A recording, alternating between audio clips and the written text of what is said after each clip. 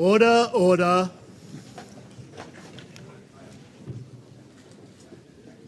Good afternoon to you all. Let me welcome you all to the 26th meeting of the Ukraine Defence Contact Group. 46 nations and partners in the room this afternoon at 1 week's notice. Thank you for being here. Thank you for making yourself available. A coalition stretching from the Indo-Pacific to South America.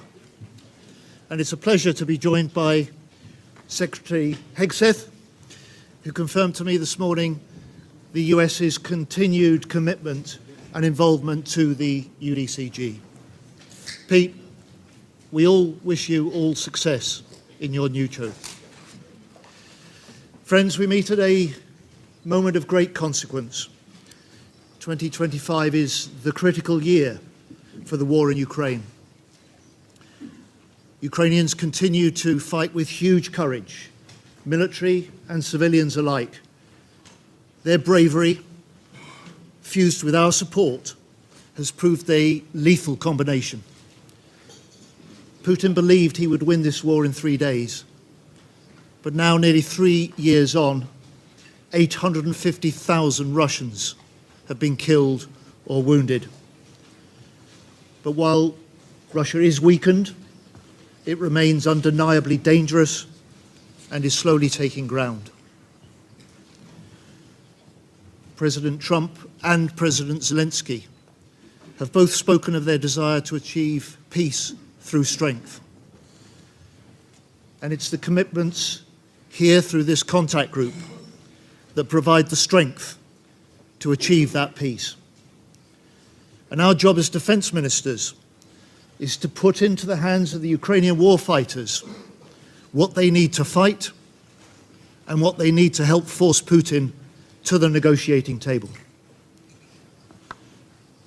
At this crucial moment, we must step up further to strengthen Ukraine, to pressure Putin, to secure peace.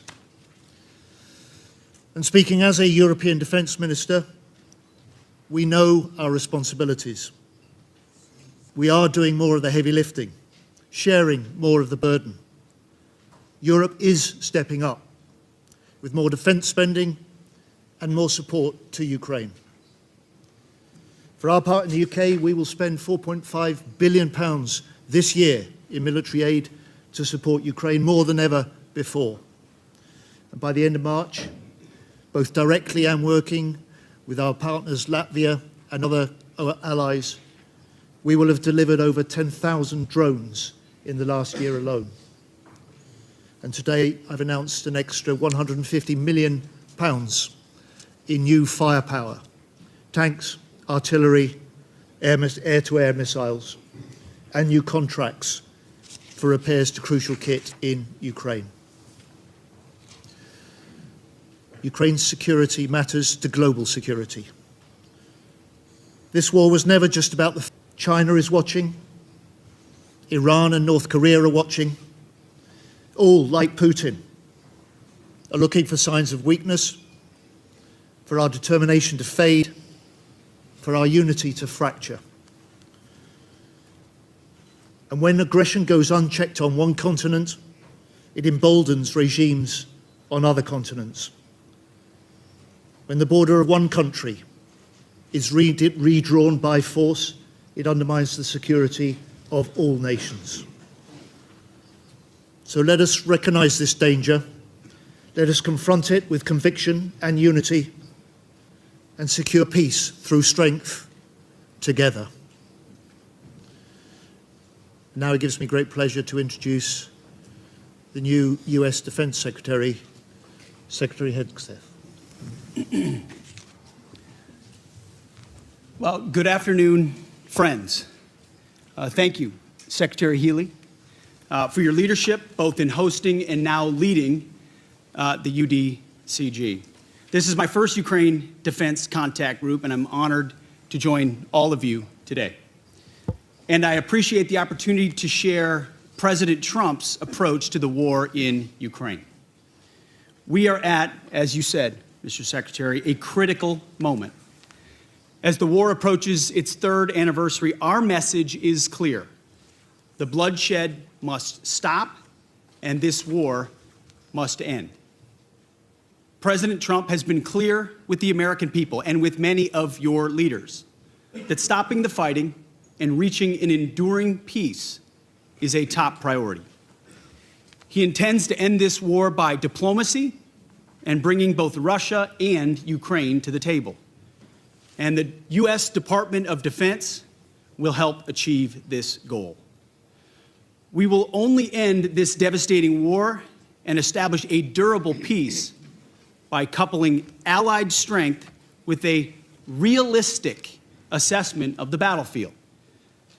We want, like you, a sovereign and prosperous Ukraine. But we must start by recognizing that returning to Ukraine's pre-2014 borders is an unrealistic objective. Chasing this illusionary goal will only prolong the war and cause more suffering. A durable peace for Ukraine must include robust security guarantees to ensure that the war will not begin again. This must not be Minsk 3.0. That said, the United States does not believe that NATO membership for Ukraine is a realistic outcome of a negotiated settlement. Instead, any security guarantee must be backed by capable European and non-European troops. If these troops are deployed as peacekeepers to Ukraine at any point, they should be deployed as part of a non-NATO mission, and they should not be covered under Article 5. There also must be robust international oversight of the line of contact. To be clear, as part of any security guarantee, there will not be U.S. troops deployed to Ukraine.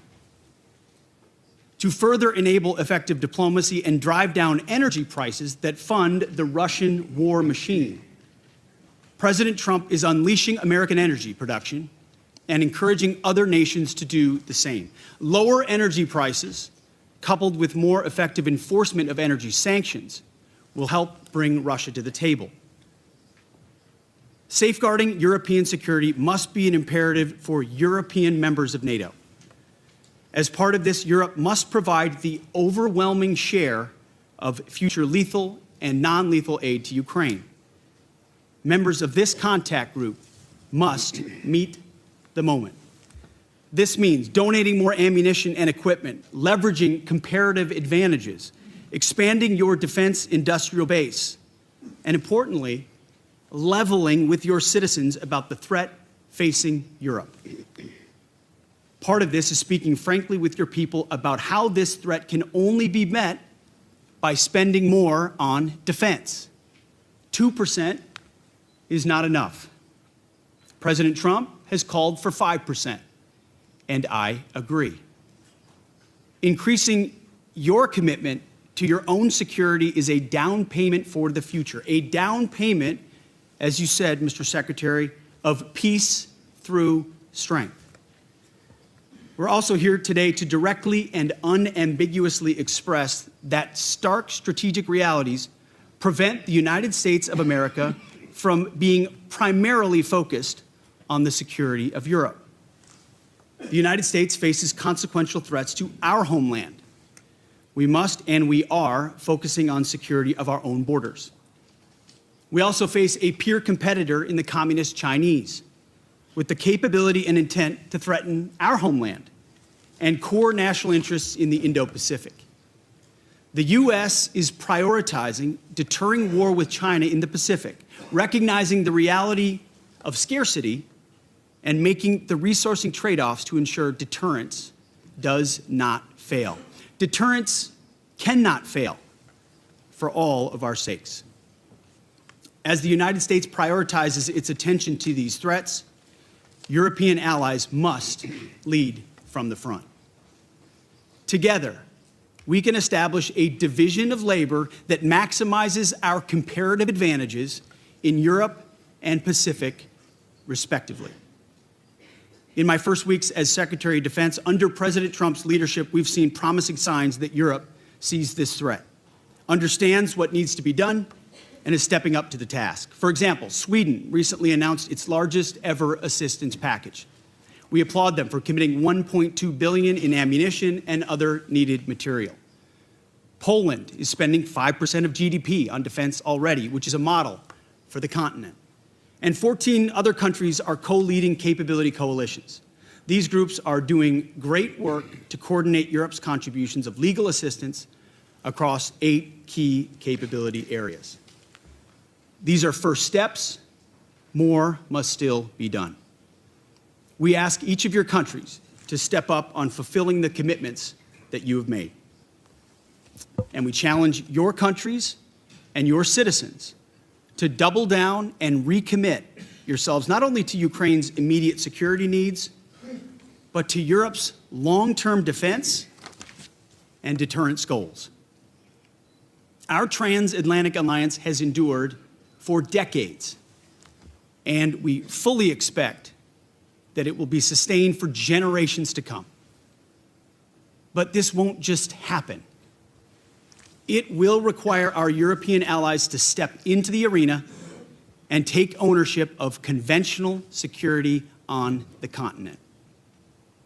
The United States remains committed to the NATO alliance and to the defense partnership with Europe. Full stop.